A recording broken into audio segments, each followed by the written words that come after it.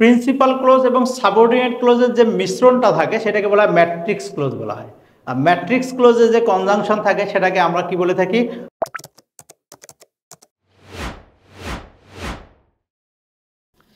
আমাদের আজকের ক্লাসে তোমাদের স্বাগতম। আমাদের আজকের class different parts of speech part 25 এবং আজকের ক্লাসে আমরা পার্টস অফ স্পিচ ক্লাসিফিকেশন দেখাবো। আমাদের আজকের যে বাক্য দেয়া আছে আমরা একটু লক্ষ্য করে দেখি।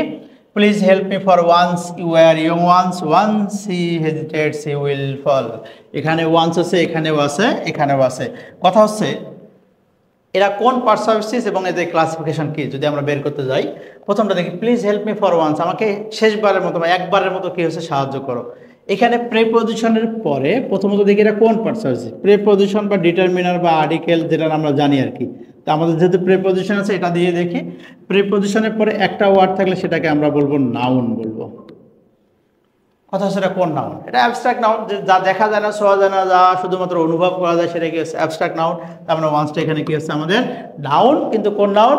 Abstract noun. পরেরটা দেখি, ইউ আর ইয়ং ওয়ান্স, তুমিও এক সময় কি হচ্ছে ইয়ং ছিলে, মানে যুবক ছিলে। যেমন আমার দাদা, তিনি কি এক সময় কি যুবক ছিল না? অবশ্যই ছিল। তার মানে এটা কি সময়কে নির্দেশ করে। বেসিক্যালি এটা কি হচ্ছে সময়কে নির্দেশ করে, এই জন্য এটা অ্যাডভার্ব।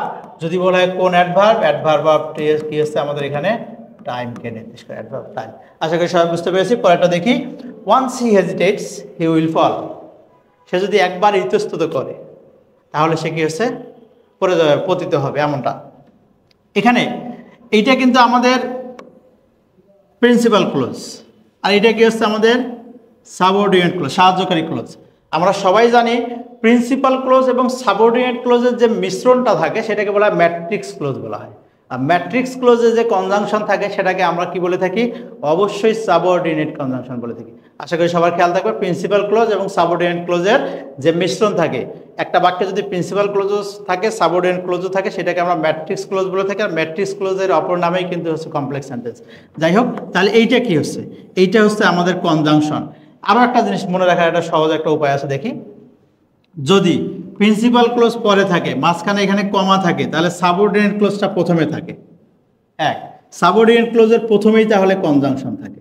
এটা তাহলে কি হচ্ছে কনজাংশন। যদি বলা হয় কোন কনজাংশন, তাহলে এটা কি হচ্ছে সাবঅর্ডিনেট কনজাংশন। আশা করি সবাই বুঝতে পেরেছি আমরা এটা। এই জায়গায় কারো কোনো সমস্যা নেই। যদি আমি এটা আরেকবার বলে দিই, please help me for once, ওয়ান্সটা নাউন, প্রিপজিশনের পরে বসেছে কোন নাউন, তাহলে অ্যাবস্ট্রাক্ট নাউন, কারণ এটা দেখা যায় না।